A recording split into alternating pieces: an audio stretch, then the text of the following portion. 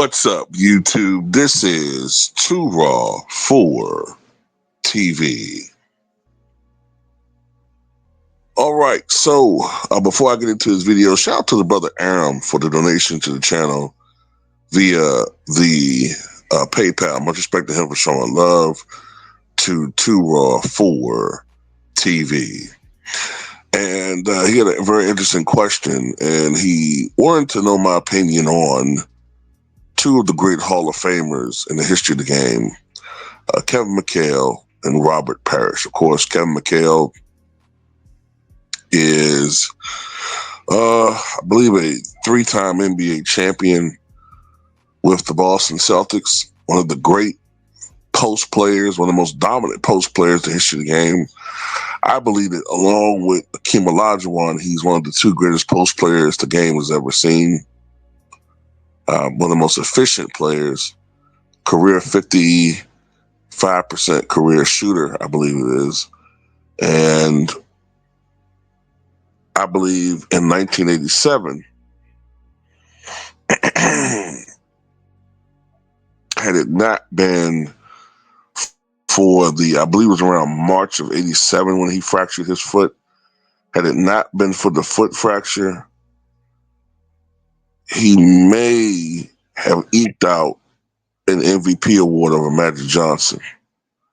He was playing at that high level at that point in time, but that's neither here nor there. Multiple time All-Star. Robert Parish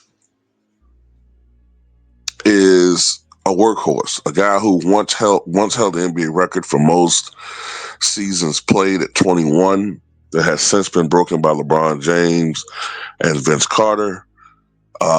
He still holds the record for most games played, but barring injury, LeBron James will probably break that record this upcoming season. Parish scored over 23,000 points in his career and corralled, I believe, something around nearly 15,000 rebounds. All right.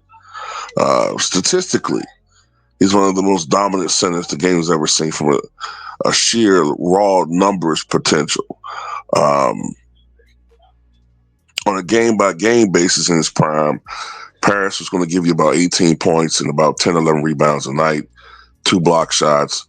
One of the best jump shooting big men the game has ever seen as far as jump shooting in the post, accuracy. I think it was 53% from the floor. So anyway, what if these two guys never played for the Boston Celtics? Would they still be Hall of Famers? Kevin Mchale said in an interview some years ago that he was very thankful that he was drafted by the Boston Celtics because he thinks that he would not have fared as well had he been drafted elsewhere. And if I'm not mistaken, I got to think about this for a second. There was a good chance that the Warriors would have drafted him. I'm a little bit fuzzy with it, and I might be wrong here, but it may have even been a tie-in with the Mchale trade and the Parish. I mean, the Mchale selection and the Parish trade. I do know that essentially Robert Parish, I think there was. But anyway, Robert Parish was a member of the Golden State Warriors, but in Warriors management eyes, he became expendable when they were about to select Joe Barry Carroll, all right, who, when motivated, could be an all-star level player. The first couple of years, I think, in his career, Joe Barry Carroll was putting up like 20-something points and 22, 23 points a night and 11 rebounds. But he soon earned the moniker Joe Barely Cares. He didn't have a passion or love for the game. His production began to wane over a couple of years. I think he also dealt with some injury issues. So I'll say this. Go back to Kevin Mchale. I think he said that had he not played with Larry Bird and the Boston Celtics, he may not have fared as well. When I listen to that, right, when I hear that, and I also hear Larry Bird saying before that he thought that Kevin McHale never reached his true potential because he didn't quite have the work ethic necessary for it. That leads me to the conclusion that if Kevin McHale was playing for a lesser organization, if he was playing for an organization that didn't have someone like a Larry Bird pushing him, he was playing for some middling organization at the time, like let's say the Dallas Mavericks, right? I tend to think that Kevin McHale, barring such situations where he's going up against key marquee matchups, I don't know if he's putting in, if he's as motivated to work as hard on his craft as he did in real life. I think he'll still be a really, really good player. But I tend to think he might be more in the Tom Chambers range um, as far as how we view him. Tom Chambers put up numbers, although his stretch of dominance was not as great as it should have been, right? As far as his prime. But Tom Chambers still put up 20,000 points, and he's not in the Hall of Fame because there's a perception that he was never as dominant in his position as he should have been. And I wonder if that might have been the case with Kevin McHale, right?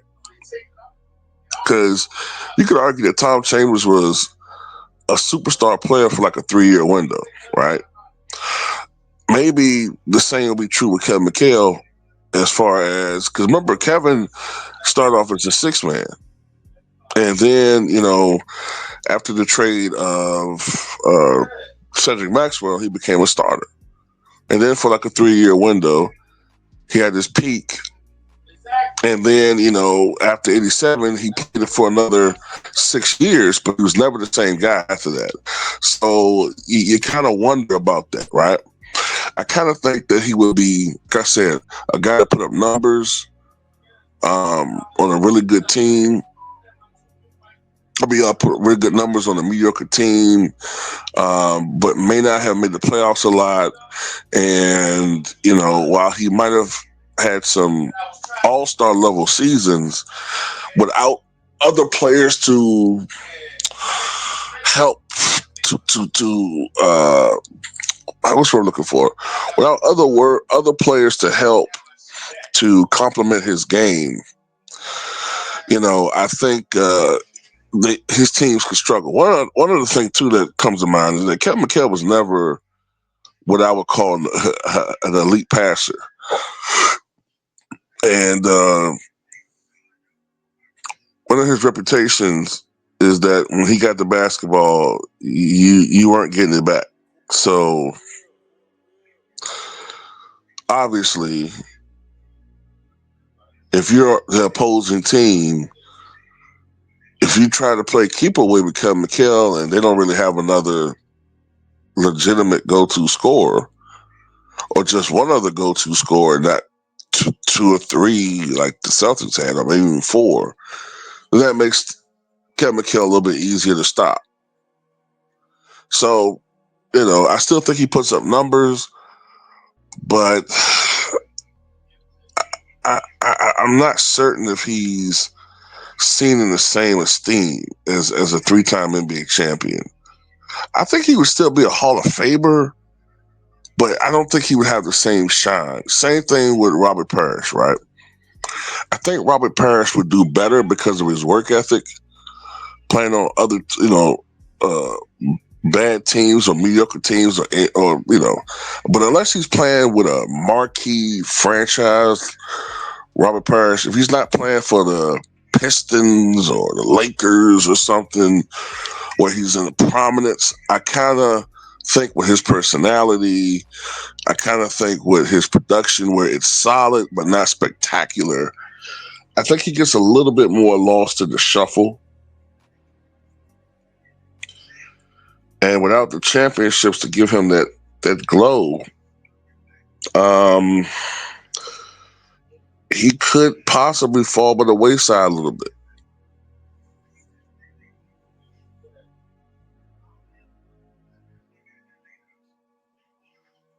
tend to think that, man.